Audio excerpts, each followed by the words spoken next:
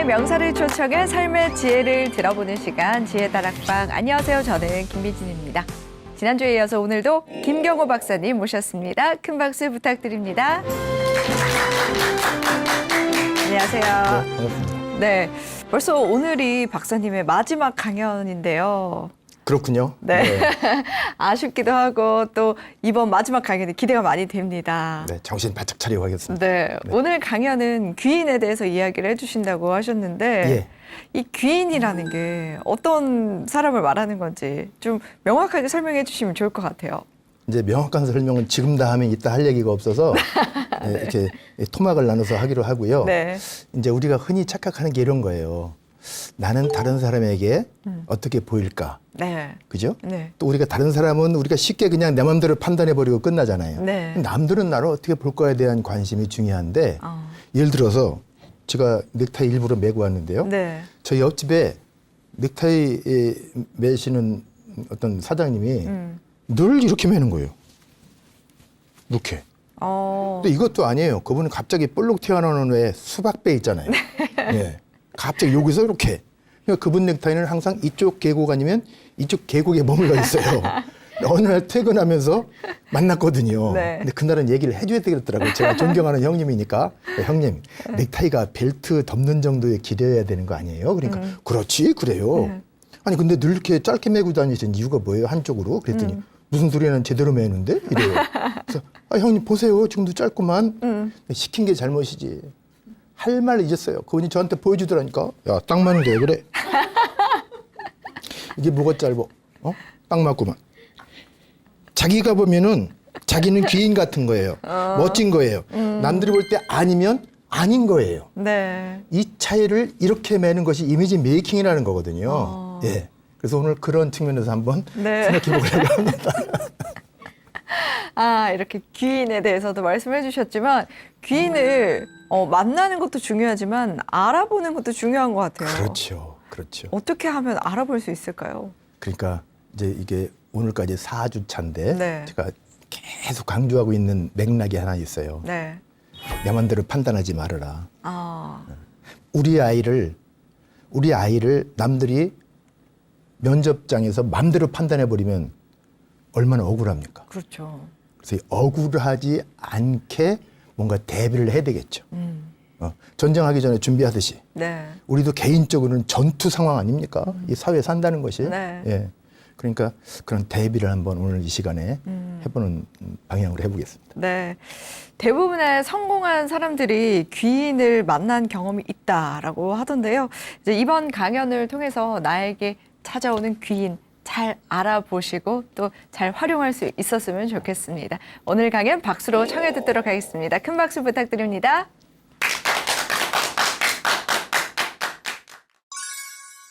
귀인을 부르는 이미지 리더십. 이 편견과 오만이라는 것 때문에 고정관념 이런 것 때문에 관계가 끊어진 거 아니겠습니까? 자, 위기 시대. 그럼 귀인은 누구인가? 이걸 어떻게 하고 있는 모습을 무엇인가를 그렇게 보여줘야만 귀인이 다가올 수 있다는 거거든요.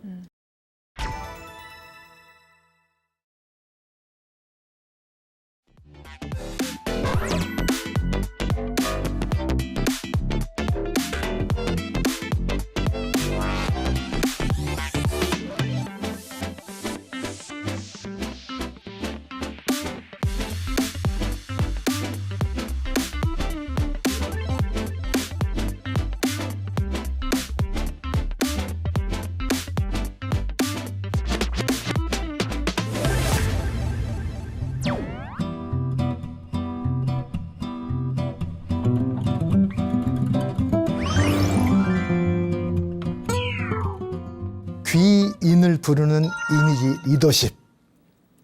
자, 오늘 주제인데요. 사례부터 하나 말씀드릴게요. 어느 외국 대학에 이 유색인종을 아주 싫어하는 교수가 한 명 있었다는 거예요. 실제로. 그런데 그 교수가 어느 날 식당에서 점심 식사를 딱 하고 있는데 유색인종의 피부색이 다른 어떤 학생 하나가 그 교수님 앞자리에 떡 앉아서 식사를 하기 시작하는 거예요. 그러니까 이 교수가 황당했겠죠. 그래서 그랬다는 거예요. 이봐 학생, 새하고 돼지하고 어떻게 같은 자리에서 식사를 한다고 생각해? 그런 법이 있겠어? 이랬다는 거예요. 그러니까 이 친구가, 이 학생이 얼른 죄송합니다 교수님, 제가 다른 데로 얼른 날아가겠습니다 이랬다는 거예요. 그럼 남아있는 사람은 뭐가 된 거죠? 돼지가 된 거예요. 열받았겠죠. 그래서 공부 시간에 딱 지목해가지고, 자네는 길거리 지나가는데 자루가 두 자루가 있다. 하나는 돈 자루, 돈이 꽉 차 있고, 하나는 지혜가 꽉 차 있다면, 자네 같으면 어느 자루를 하나만 가지고 갔을 때면 어느 자루를 선택하겠는가? 그러니까 그 학생이 대뜸 그랬대요. 생각도 안 하고. 그 당연히 돈 자루죠. 그랬다는 거예요. 그러니까 그럴 줄 알아서 나 같으면 지혜의 자루를 선택했을 거네. 이랬다는 거예요. 그걸 흐뭇해하고 있는데 학생이 눈을 깜짝깜짝하면서 그랬다는 거예요. 교수님, 뭐 각자 자기가 부족한 거를 원하는 거 아니겠습니까? 이랬다는 거예요. 학생은 돈이 부족했고 유학 와 있으니까. 그럼 남은 건 또 뭐예요? 지식이 부족한 거. 교수님이 진짜 열받아가지고 이제 그 학생 점수를 시험지에다가 멍청이라고 딱 적어냈다. 정답을 이제 점수를 안 주고 멍청이 딱 해서 줬대요. 그 친구가 탁 받아들고, 교수님 질문 있습니다. 제 시험지 점수란에는 점수가 없고 교수님 서명만 돼 있는데요? 이랬대요. 그 교수가 멍청이가 된 거지. 저는 이 사례를 들으면, 그 학생이 누구냐? 실제 사례라고 합니다. 제가 조금 각색은 했지만은, 그 인도의 간디 수상이었다고 합니다. 나중에. 영국에 유학할 때 있었던 일이라고 저도 책에서 봤습니다. 직접 물어본 건 아니니까요. 따지진 마세요. 자, 어쨌든 그 학생과 이 교수 사이가 지나고 나서 우리가 보니까 귀인과 귀인이 충분히 될 수 있었던 관계인데도 불구하고, 이 편견과 오만이라는 것 때문에, 고정관념 이런 것 때문에 관계가 끊어진 거 아니겠습니까? 그러니까 우리 주변에 우리는 귀인을 만나고 싶어하는 사람이 참 많아요. 저도 그래요. 당연지사죠. 그런데 귀인을 어떻게 알아보지 진짜로? 이게 문제 아니겠어요? 네. 오늘 그 방법을 좀 풀어보겠습니다. 제가 이제 사회, 기업체 이런 교육장에서는 시작하기 전에 이걸 한번 읽어보게 합니다. 자, 소리내서 한번 읽어보세요. 그러면 대부분 참석자분들이 이럽니다. 그럽니다. 거의 8, 90%.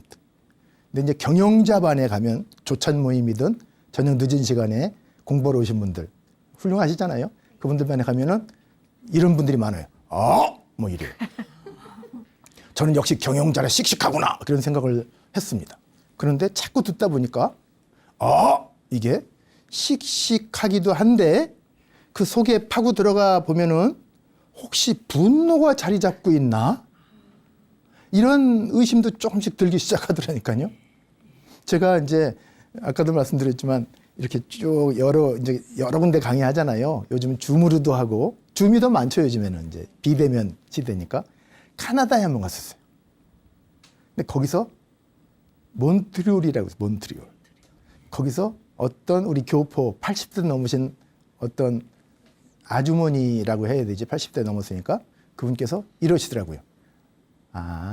그러더라고.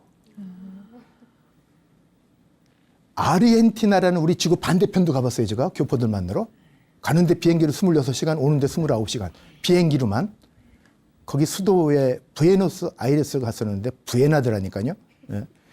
거기 갔는데 거기서도 어떤 그 80대 되신 어르신께서 이러더라고. 아니 대부분 영양가 없이 이렇게 얘기하는데, 어떤 데는 이러기도 하는데, 어떤 분은 그러는구나. 그래서 저는 그때부터 이게 저를 자꾸 유혹해요. 그 소리를 자꾸 듣고 싶은 거예요. 강의할 때마다 이 소리가 나오길 원해요. 저는 이상한 성질이 있어서, 성격이 있어서 제 강의 중에 뭔가 강조했을 때 이렇게 많은 분들이 해주시면 좀 강의를 예정 시간보다 확 일찍 끝내버리는 이상한 버릇이 생겼습니다. 오늘은 뭐 그걸 많이 해도 시간은 지키겠습니다만은. 저는 그래서 이것이 혹시 귀인을 부르는 소리 아닐까? 그죠? 자, 우리는 누군가와 만나는다는 자체가 위기 국면에 접근하는 거 아니겠습니까? 그렇잖아요. 누군지 모르니까. 이 험한 세상에. 뭐 누구 만남에서만 위기가 있는 건 아니죠. 뭐 천재지변도 있고 그렇잖아요. 코로나도 있고 말이지. 뭐 얼마나 많이 위기가 존재합니까? 작고 큰 위기들. 자, 보세요. 귀인을 만난다고 하면 내가 위기 상황에 빠져 있어 가지고는 귀인이 다가오다가도 돌아가겠죠. 저 사람 위험해. 이렇게 되겠죠. 그러니까 우선 제가 강조하는 것이 바탕이 중요하다는 거죠. 내가 위기 상황에 있을지라도 이걸 어떻게 하고 있는 모습을 무엇인가를 그렇게 보여줘야만 귀인이 다가올 수 있다는 거거든요. 자, 우리가 위기하면요. 보세요. 삼각형, 정삼각형을 놓고 볼 때 이쪽에 안정이라고 되어 있는 정삼각형이 있고 이쪽에 위기자가 쓰여지는 이렇게 역삼각형이 있잖아요. 자, 안정이 1번이고 위기가 2번이라면 누구도 안정을 원하지 1번 그러지 2번 하는 사람은 거의 없겠지요. 네. 그래서 안정을 찾는 이유가 뭘까를 찾아봤습니다. 제가. 우선 사전을 찾아봐야 되잖아요. 찾아봤어요. 안정. 바뀌어 달라지지 아니하고 원래의 상태를 유지하려는 성격. 이게 안정이라는 거예요. 근데 물리적인 현상에서는 안정이라는 말이 뭐냐면 중심이 물체의 한가운데, 그러니까 요 삼각형, 정삼각형 한가운데 요 바닥에 있기 때문에 중심이 외부에서 어떤 압력이 좀 있더라도 밀려나지 않으려는 성질이 있고 혹시 밀려났다고 할지라도 눈치 봐서 다시 싹 고무줄처럼 들어오는 그런 성격을 가지고 있대요. 이게 바로 안정이라는 거예요. 그래서 자, 어느 한쪽은 성공을 하는 쪽이고 우리 행복 쪽이고 어느 한쪽은 실패, 불행한 쪽이 있다면 우리가 안정을 우리가 자꾸 추구하는 이유가 어디서 나를 안 좋은 쪽으로 밀어도 안 가려는 성질이 있으니까 안정을 선택하는 거 아닙니까? 사전 의미대로 한다면 밀려나도 다시 돌아오니까 그러니까 안정을 선택하는 거죠. 저도 안정을 선택합니다. 저도. 네. 그런데요, 문제는 성공하는 쪽으로 누가 밀어도 안 가는데 나 혼자 갈 수가 있겠어요? 그러니까 대한민국의 모든 기업들이 경영학에서 보면은 30년 사이클로 흥망성쇠가 이루어져 가고 있다는 거 아닙니까, 이게. 30년 내에 뭔가 생산 제품을 바꾸고 심지어는 회사 로고까지 바꾸는 이유가 뭔가 변화를 주기 위해서 애를 쓰고 있는 거죠. 그렇다면 우리 전체 내가 소속되어 있는 그 사회 공동체가 그런 변화를 추구해 나가고 있다면 우리도 개인인 그 속의 한 자원인 개인도 추구해 나가야 되겠죠. 그래서 이 방송 보신 분들은 오늘 대단한 로또를 얻으시는 결과가 될 겁니다. 자, 그런데요. 위기를 보자고, 위기. 다 싫어하는 위기. 자, 위기는요. 물체의 중심이 요 밑에 꼭지점 여기 있잖아요. 바늘끝 같은 거. 왜 저 설악산 가면 흔들바위, 애들이 밀어도 흔들흔들하는 바위. 요런 형태니까 그런 거 아니겠어요? 요거는요. 저 화살표 한쪽에서 내가 톡 쳐주면은 홀가닥 넘어가요. 이렇게. 그래서 이거를 싫어하는 거예요. 이렇게 넘어갈까 봐. 그런 거 아닙니까? 그런데 반대로 누가 요쪽에서 톡 건드려주기만 한다면 요건 요 중심에서 49대 51도 아닙니다. 50대 51이면 넘어가는 거예요. 까치 한 마리만 앉아도 그쪽으로 기울어질 확률이 커요. 그죠? 그러니까 너무 위험해요. 그러니까 위기 상태라고 그래요. 근데 이쪽에서만 누가 톡 건드려주기만 한다고 한다면 요거는 싹 이쪽으로 이건 위기가 아니라 도약을 할 수 있다는 거죠. 아니, 오해하지 마십시오. 김경호 교수가 그러니까 우리는 위기 속에 늘 살자. 이 얘기가 아닙니다. 저도 위기 싫어요. 위기 원하는 사람이 어디 있겠습니까? 그런데 살다 보면 이렇게 내 의지와 상관없이 코로나19 현상에 내가 들어와 있어야 되고, 누구는 백신 맞았는데 아직도 난 못 맞고 있고, 이런 위기 상황. 저 북쪽에서는 또 핵을 만들었다고 하고 위기 상황, 경제가 좋아졌다 나빠졌다 이런 위기 상황, 크고 작은 위기 상황이 얼마나 많이 있습니까? 나도 모르게 내 원치 않는 상황에서 위기 상황에 올라가 있다면 요거라도 우리가 생각해 보자 그거죠. 대안으로. 그러면 이때 나를 발전하는 쪽, 성공하는 쪽, 안전한 쪽으로 톡 쳐줄 사람, 톡 쳐주는 행위 누군가가 해줘야 되지 않겠어요? 그걸 누가 뭐 까마귀가 하겠어요? 까치가 하겠어요? 참새가 오겠어요? 그죠? 그러니까 사람이어야 돼요. 사람이어야. 내 주변에 누군가가 내가 위기상황에 나도 모르게 올라앉아 있을 때 실패나 불행한 쪽 말고 발전 성공 쪽으로 톡 힘 안 들이고 돈 많이 들지 않고 그렇게 노력 많이 않고 톡 쳐줄 수 있는 사람, 그게 바로 귀인인데 그 귀인이 어디 있을까 하는 거예요. 늘 궁금하잖아요. 전 그걸 찾았습니다. 해답을. 톡 쳐준다는 것은요, 많은 노력이 들어가는 게 아닙니다. 집 팔아서 갔다 이런 게 아닙니다. 말 한마디, 응원 하나, 그죠? 격려 한마디, 칭찬 한마디, 위에서 간절히 뭐 염원하고 기도해 준다, 이런 것들 다 톡 쳐주는 행위입니다. 그거 할 수 있는 사람은요, 누구냐? 오늘 알려드리겠습니다. 방청석에 오신 분들에게 우선 알려드리고 이 화면 보시는 분들도 찾을 수 있습니다. 자, 옆을 한번 둘러보세요. 옆을. 바로 이분이 나의 귀인이라는 사실입니다. 왜? 그 정도는 해줄 수 있잖아요. 오늘 끝나시고 댁에 가실 때 언니 내일 또 봐요. 안녕. 안녕이 뭐예요? 건강하고 행복하게 잘 있다가 만나자 그 얘기 아니에요. 그것도 염원이에요. 그죠? 응원이에요. 톡 쳐주는 한마디예요. 그리고 딱 만났을 때 어머나 언니 피부가 어저께부터 더 좋아졌어. 밤새 형부가 무슨 짓을 해준 거야? 뭐 이렇게 기분 좋은 이런 게 다 톡 쳐주는 행위라는 거죠. 그러니까 귀인은 어디 산속에 막 20년, 30년 숨어 있는 사람이 아니고 어디 큰 빌딩 꼭대기에 도사리고 숨어 있는 사람이 아니라 바로 나의 귀인은 어디 있는 사람이다? 내 주변에 있는 사람이다. 이겁니다. 여기까지 이해가 되셨습니까? 네. 자, 위기 시대. 그럼 귀인은 누구인가? 이거를 명제를 가지고 몇 년 전부터 우리 한국에 인맥 만들기 모임이 아주 여기저기서 많이 만들어졌습니다. 제가 첫 번째 만드는 그 모임에 저보고 특강을 해달라고 해서 아니 귀인들 만나면 되지 뭘 강의는 또 왜 필요하냐고. 그러니까 이미지 메이킹을 뭐 하면 더 좋겠다고? 그렇잖아요. 귀인인데 이미지 메이킹 더 잘하면 더 좋죠. 뭐. 그래서 갔어요. 한 300명이 왔어요. 전국에서.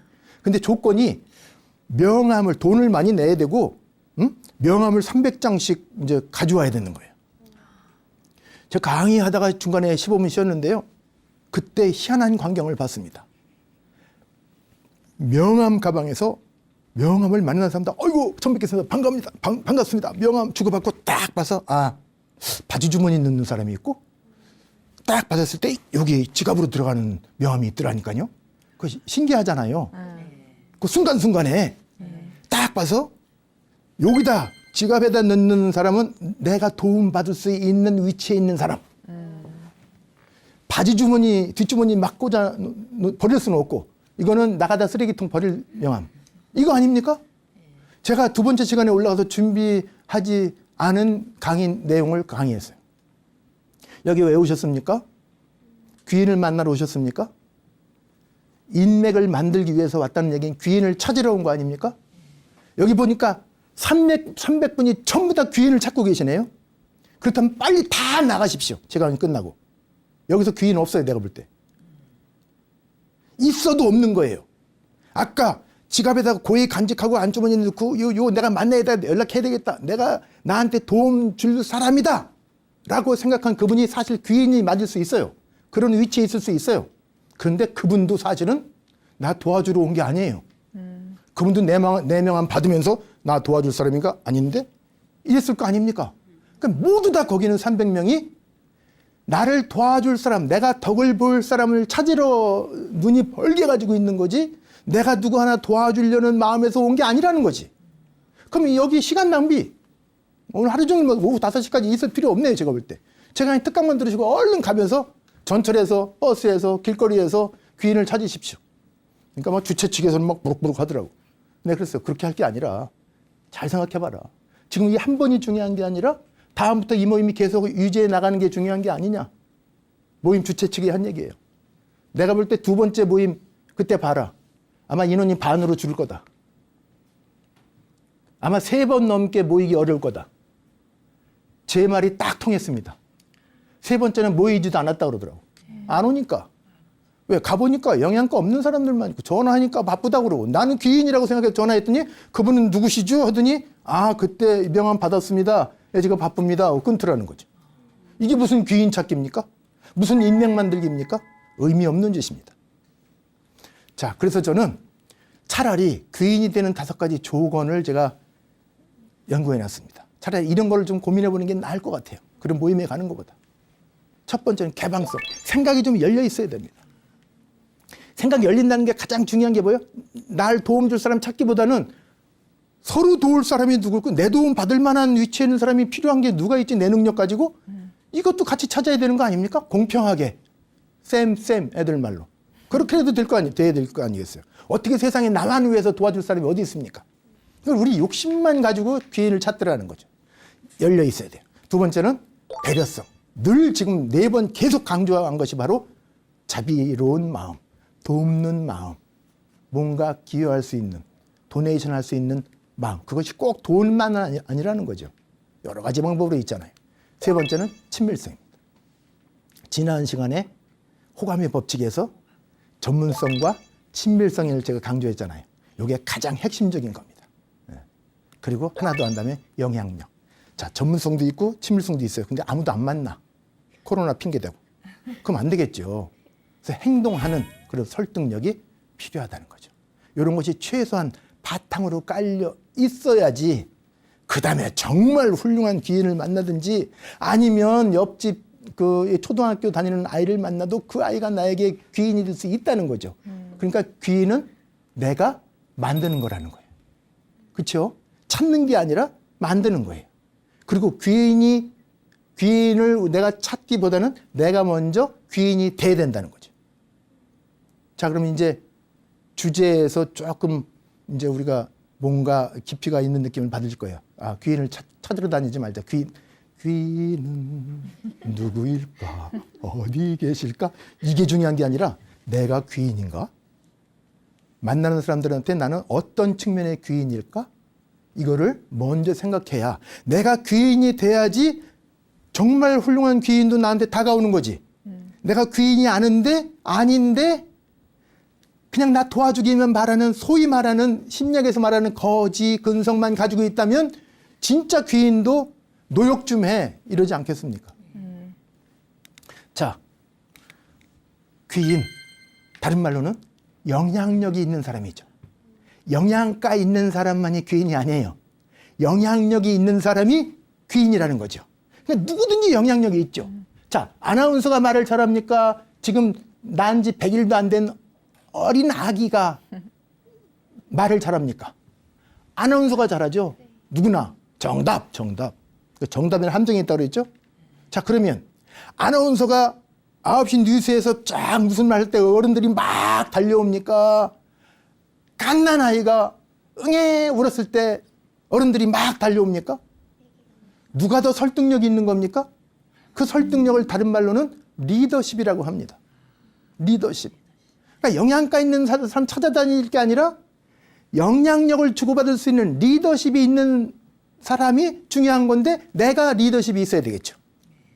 그럼 리더란 뭘까요? 리더십을 발휘하는 사람이 리더예요. 아까 갓난 아기도 주변 할아버지, 할머니, 엄마, 아버지 다 뛰어오게, 고모까지 뛰어오게 했잖아. 으아! 하니까. 우르르 달려왔잖아. 이 아이의 리더십이 탁월한 리더십이에요. 할아버지가 이리 오너라 그래도 아무도 안 온다고. 왜 그러세요, 아버님? 그리고 안 오면 어떡할 거야? 그 어린아이가 리더십이 있는 거죠. 그래서 리더십은 꿈을 꾸게 하는 사람이래요. 비전을 던져주는 사람이 리더라는 거예요. 근데 우리 이 세상에는 꿈을 꾸게 하는 사람보다는 꿈을 깨게 하는 사람들이 너무나 많아서 우리 자라나는 아이들이나 우리 선량한 우리들이 정말 헷갈리는 경우가 많이 있다는 거죠. 자, 제가 존경하는 이희영 교수라는 분이 계신데 정년하셨습니다. 작년인가 재작년에. 국민대학교 교수였는데 그분이 예전에 써놓은 책 가운데 아주 재밌는 표현이 돼 있어서 제가 지금까지 잊지 않습니다. 리더십이 4가지 형태가 있다는 건데요. 첫 번째가 똑부형. 똑 부러진다 이게 아니라 똑똑하고 부지런한 리더라는 거예요. 똑똑하고 부지런한 리더, 초성만 따가지고 똑부형 리더라고 하던데 똑똑하니까 업무에 대한 파악이 빠삭하겠죠. 업무 파악이. 부지런하니까 일을 뭐 여기저기 참 열심히 잘하겠죠. 그러니까 그 부하들, 팀원들이 어떨까요? 같이 열심히 일하는 거예요. 바빠 죽어요. 근데 힘드니까 인기는 없어요. 팀원들에게, 부하들한테 인기는 없지만 일은 잘하고 이런 사람은 위에 분들이 아주 좋게 봐서 진급이 잘 됩니다. 근데 사실은 여기서 이런 일을 배운 부하들도 역시 똑부형으로 잘할 수 있다는 거죠. 네. 근데 똑개형도 있다는 거예요. 똑똑한데 게으른 리더. 자, 보세요. 똑똑하니까 업무 파악은 쫙 다 알아, 다 알아. 안 봐도 다 알아. 아주 안 나와도 다 알아, 오늘. 그런데 게을러. 그러니까 자기는 일을 안고 자꾸 김대리 이것 좀 하고 김 과장 저것 좀 하고 자꾸 일을 이양해요. 그러니까 직원들은 일을 자꾸 경험하고 배울 수 있는 찬스가 생기는 거예요. 인기가 짱이라는 거예요. 어? 그런데 이제 멍부형이 있다는 거예요. 멍청하고 부지런한 리더. 멍청하면 우리가 무슨 일을 해든 일 파악이 아직 안 된 겁니다. 그런데도 부지런해요. 그러니까 온갖 사건만 만들고 다니는 거죠. 우리가 상관없는 일까지만. 그러니까 직원들은 어떻게 될까요? 전부 다 뭐 그 사후에 뭐 이걸 해결하고 어떻게 봉합하고 다니고 정신없는 거죠. 어? 마지막 멍게형이 있다는 거예요. 멍청한데 게을르네. 일 파악도 안 되고 게을러서 일도 안 하고 하려고 하지도 않고. 그러니까 그 밑에 있는 직원들은 어떻게 될까요? 시키는 일이나 심부름꾼처럼 하고 찾을 생각도 않고 창의성도 없고. 제일 중요한 건 멍게형 리더 밑에서 잘하는 같이 일한 직원들은 같이 멍게형으로 잘한다는 사실입니다. 예. 리더십이 이렇게 크게 4가지가 있다고 얘기했는데 또 우리 이면우 교수님이라고 유명하셨죠. W 이론, 뭐 세계 어느 학자들이 이론과 버금가지 않는데도 불구하고 서울대 이면우 교수님, 그분도 정년하셨죠. 최악의 리더십 3가지를 딱 지목해 놓으셨어요. 예전에 그 책에서. 첫째가 리더가 그 분야에 대해서 무식한 경우, 이거 최악이라는 거예요. 무식하면 아무것도 모르니까, 그죠? 그 사람이, 그 리더가 뭔가를 지식을 채울 때까지 모든 업무가 올 수업이라는 거예요. 기다려야 돼요. 참 위험하죠, 그죠? 네. 최악의 리더십 첫 번째. 두 번째, 리더가 무식한 데다가 소신까지 있는 경우라는 거예요. 아니, 무식하면 그냥 가만히 있으면 밑에서 직원들이라도 아래 위에서 알아서라도 뭐 할 텐데 소신이 있어서 이걸 밀고 나가는 거예요. 그러니까 비장함만 나온다는 거예요. 비장함. 아주 아무것도 아닌 일, 우리하고 상관없는 일에도 목숨 걸고 막 이렇게 비장함만 생긴다는 거예요. 세 번째는요, 리더가 무식한데 부지런해. 무식하면 가만히 있으면 남들이 알아서 할 건데 부지런하니까 갈 때 안 갈 때 다 쫓아다니고 건드릴 거 안 될 거 다 건드리면서 사고를 다 쳐놓는 거예요. 이 3가지가 우리 이면우 교수님이 W 이론에 나오는 최악의 리더십이라고 지적이 돼 있는 거죠. 이런 이론들은 세계적으로 널리 펼쳐야 되니까. 자, 리더십을 다른 말로 행위적인 의미에서는 볼 때 영향력, 교량적인 역할이다. 교량, 다리. 그렇죠? 다리가 보세요. 이렇게 넓고 튼튼한 다리가 되어 있어야 왕래가 잘 되지 않겠어요? 모든 가치들이. 그래서 넓고 튼튼한 다리. 이런 다리는 원활한 소통이 되더라고요. 소통이 꼭 어떤 뭐 의미 전달만이 아니라 영향력, 소통. 근데 권력 다리가 생긴다는 거예요. 다리를 만들어야지. 다리는 밟히는 게 다리 아닙니까? 날 밟고 가세요. 이게 다리의 역할 아닙니까? 근데 자기가 스스로 권력을 만들어요. 소 엉덩이에서 뿔 난 것처럼. 그러니까 완장만 채워주면은 막 목소리가 달라지고 손에 몽둥이가 들려지고 뭐 이렇게 갑질하게 생기는 거죠. 그러면. 그래서 고통스러운 소통이 된다는 거예요. 리더가 자기 자체가 다리가 아니라 권력으로 삼아버리면. 반대로 다리가 다리 역할을 했더니 나 같은 게 이까짓 게 뭐 하겠어 하고 스스로 쭈그러들어가지고 자기 비하. 난 아무것도 아니야. 그럼 어떻게 될까요? 이거는 우울한 소통이 되는 거예요. 자기 비하담에 우울 모드로 진행한다는 거니까. 심리적으로. 자, 그런데 기울어진 다리도 있을 수 있어요. 자, 그러면 반드시 어느 한쪽은 편리하고 좋아요. 어느 한쪽은 너무나 힘듭니다.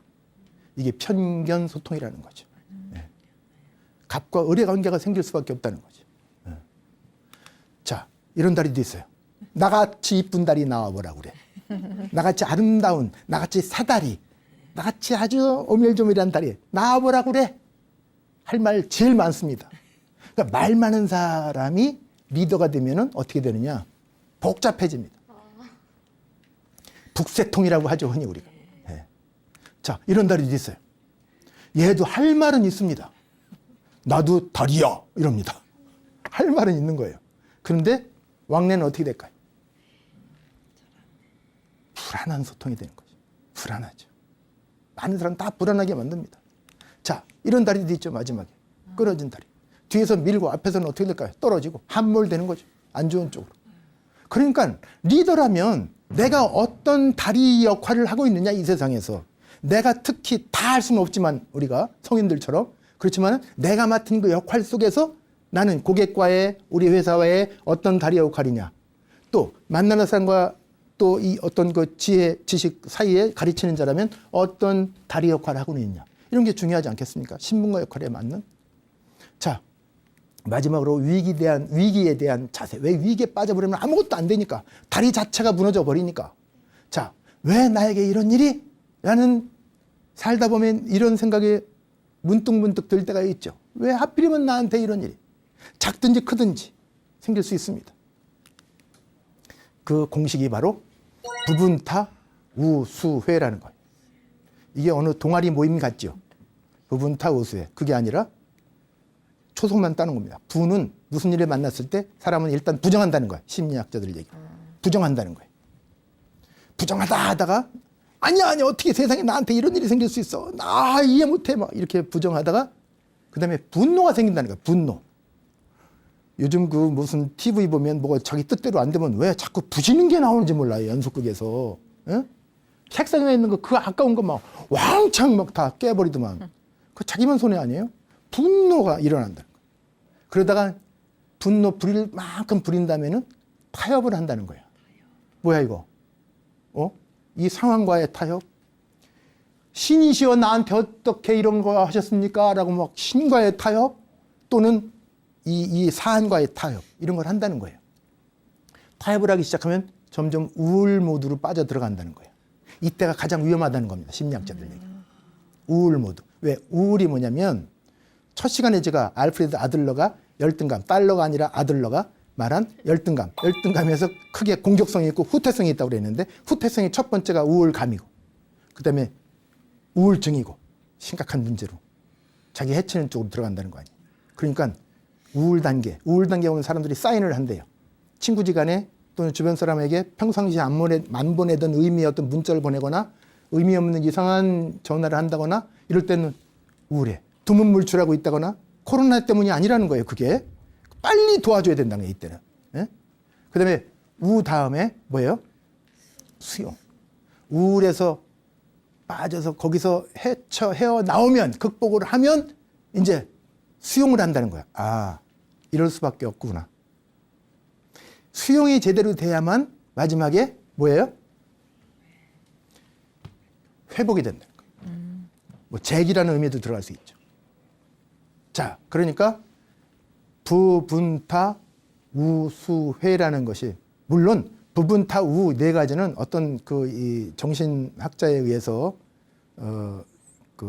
그분이 그 호스피스라는 전 세계적으로 유명하게 많이 봉사자들이 나왔잖아요. 그걸 이제 발단이 된 분인데 그분이 연구하긴 했다는 거예요. 그분이. 근데 이제 이 사망 선고를 받았다거나 뭐 이런 분들 있잖아요.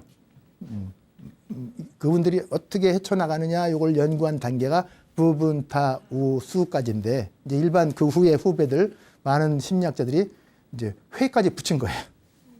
그래서 회복이 중요하니까 일단은 극복해내야 되니까.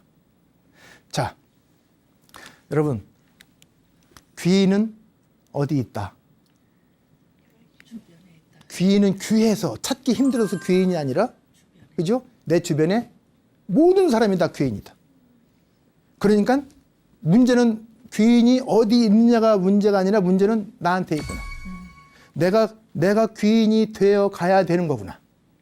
내가 귀인이 되어 갈 때 나와 비슷하게 유유상종이라고 있잖아요. 그러니까 옷차림도 비슷한 사람끼리 입는 거 아닙니까? 신분과 역할이 맞도록. 제가 오늘 여기에 해운대 해수욕장에서 입었던 트렁크 해수욕장 팬티 하나 입고 이것도 뭐 해수욕장에서도 남들 다 있었는데 뭐라고 와서 하면 이게 유유상종이 아니죠. 여러분 정장하고 계신데 그죠? 그러니까 그럼 안 되는 거예요. 또 목욕탕에 양복 입고 넥타이 메고 들어간다? 이것도 말이 안 되는 거예요. 그러니까 내가 어떤 자리, 어떤 위치, 어떤 모습일 때 그 모습에 어울리는 분들이 나한테 다가온다는 거죠. 그것이 내적 이미지서부터 외적 이미지로 현상으로 나타나서 결국 관계를 맺어지기 때문에 순서가. 그래서 이미지 메이킹이 내가 귀인이 되는 방법이기도 하거니와 또 귀인을 찾는 나와 유사한 나를 필요로 하는 사람들, 서로 윈윈할 수 있는, 상호 협력할 수 있는 사람들과의 만남을 빈번하게 만드는 통로가 아닌가. 이런 생각을 해봤습니다. 어떻게 도움이 되셨는지 모르겠지만 이제 여기서 제 강의는 마치고자 합니다. 여러분 경청해 주셔서 감사합니다. 건강하십시오.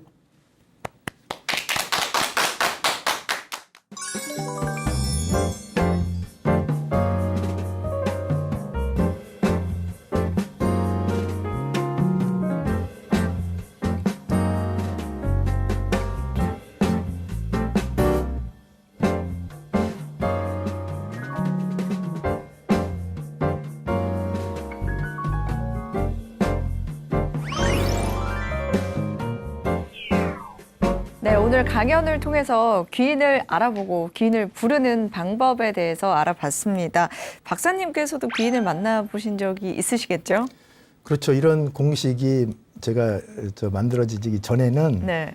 저도 귀인만 찾아다녔죠. 뭐 나한테 도움 줄 사람, 선생님 누구 계실까? 멘토가 어디 있나? 멘토 네. 이러고 다녔는데 요즘에는 저도 이제 연습을 합니다. 옆에 계신 분이 귀인이고 멀리서 찰 때 벌써 톡 건드려주면 지금 누구나 할 수 있는데 제가 보니까 네. 강아지도 귀인이 되더라고. 네. 귀견이. 귀견. 힘들어도 집에 들어가면 다 늦게 들어가면 자고 있는데 네. 이 강아지가 맞아요. 막 허리까지 아빠 수고했다고 막 지는 날 아빠로 보니까 막 이렇게. 네. 그러니까 톡톡이 아니라 막 왈왈왈 하고 막 반기니까 피곤이 가시고. 네. 네. 그렇게 우리가 생각할 때 네. 모두 다 귀한 분들이구나. 이걸 느낄 수 있겠죠. 맞습니다. 귀인을 이렇게 완벽하게 알아보고 또 내 주변에서 많이 찾는다고 할지라도 이 사람 관계에 있어서 좀 내성적이고 사람 만나는 그렇죠. 걸 좋아하지 않는 분들은 또 그렇죠. 어려울 것 같다라는 생각도 들거든요. 네. 근데 이제 많은 심리학자들이나 정신분석학자들 저 연구 결과들을 보면 성격은 그 타고난 기질로 형성돼 있기 때문에 네. 바꾸기가 어렵다는 거예요. 그러니까 내향성, 외향성 이런 거 바꾸기 어렵다는 거죠. 근데 바꿀 수 있는 건 있어요. 뭐냐면 부드러우냐 강하냐 성격 요건 조금 바꿀 수가 있어요. 네. 또 따뜻하냐 차가우냐 외모가. 네. 그러니까 내적 이미지, 외적 이미지, 관계적 이미지에서 따뜻하냐 차가우냐. 이거는 차가운 것을 눈썹이 짝짝해서 차가운지 눈매가 날카로워서 차가운지 말투가 험해서 차가운지 옷차림이 그런지를 바꾸면 되죠. 그죠? 너무나 기본적인 첫 시간에 말씀드렸던 패스는 내 역할에 맞는 가면을 써서 상대방에게 그 만족을 줄 수 있다면 필요하면 해야 되겠죠. 그러니까 내향성도 외향성으로 연출은 가능한데 네. 근본은 바뀌지 않는데 그래서 다행스러운 저도 내향성이거든요. 지극히 내향성. 여성들 앞으로 제가 지나가지 못하고 돌아서 가고 옛날에 그랬는데 지금 이렇게 역할이 제가 강의하다 보니까 주부대학 이런 데 막 가고 하다 보니까 막 이 뻔뻔스럽게 하고 있는데 저도 하면서 제가 너 너무 뻔뻔한 거 아니야 이런 생각을 막 하면서 합니다. 근데 어쩔 수 없죠. 이게 저에게 주어진 이 역할상의 가면을 써야 되니까. 네. 페르소나로 그거를 극복할 수 있죠. 아, 그러면 이렇게 페르소나로 이제 다른 역할을 할 수 있다라고 말씀하셨는데 일반인들 중에서 이렇게 이미지 메이킹이 좀 필요하신 분 어떤 분이 있다고 생각하시나요? 네. 다 필요하긴 한데요. 정말 필요한 분은요. 억울한 사람이에요. 나는 이렇게 억울해 늘. 억울하니까 분노가 쌓여요. 분노가 쌓이니까 표현이 그렇게 말투 표현이 나오는 거죠. 네. 그럼 더 억울해져. 그러니까 억울한 게 왜 억울할까요? 남들이 나를 몰라줘서 억울한 거예요. 네. 나는 진심으로 말했는데 남들은 에이 뻥 그러면 이거 얼마나 억울한 거예요. 애들도 억울하지 뭐. 맞아요. 그러니까 억울하다는 얘기는 자기가 내면에 가지고 있는 그 사람만의 가치, 정말 고귀한 가치를 제대로 표현이 안 된 거죠. 보는 사람은 보이는 대로만 보고 판단하니까 내가 그거를 끌어내서 제대로 표현하는 연습을 해야 되겠죠. 네. 박사님의 강연이 오늘 마지막인데요. 이제 그런가요? 마지막 네. 강연을 마무리하면서 이제 이미지 메이킹에 대해서 저희 시청자 여러분들께 한 말씀 해주신다면요. 네. 이미지 메이킹은 간단합니다. 어렵지 않습니다. 자신이 추구하는 목표를 이루기 위해서 자기 이미지를 내적으로, 외적으로, 사회적, 관계적으로 필요에 맞게 연출해 나가는 행위거든요. 그래서 남들에게 비춰지는 내 모습, 아까 말씀드렸던 넥타이처럼 네. 내가 볼 땐 맞는데 남이 볼 때 아니라면 내가 생각을 바꿔야 되겠죠. 그렇죠. 근데 자신이 볼 때는요, 진짜 이게 맞단 말이에요. 딱 맞는 거지, 이게. 이게 바꾸기 어렵다는 거예요, 사실은. 네. 그래서 이때 전문가의 상담이 필요해서 모두 다 그렇다고 한다면 이렇게 용기를 낼 필요가 있다는 거죠. 네. 이렇게 4주간의 강연이 마쳤습니다. 귀한 강연이 많은 분들에게 또 도움이 됐을 것 같은데요. 4주 동안 감사드렸고요. 또 네. 앞으로도 많은 활약 기대하도록 하겠습니다. 네. 좋은 기회 주셔서 감사합니다. 여러분 건강하시고 행복하십시오. 네, 오늘 지혜의 다락방 여기서 마무리하도록 하겠습니다. 함께해 주신 여러분 고맙습니다.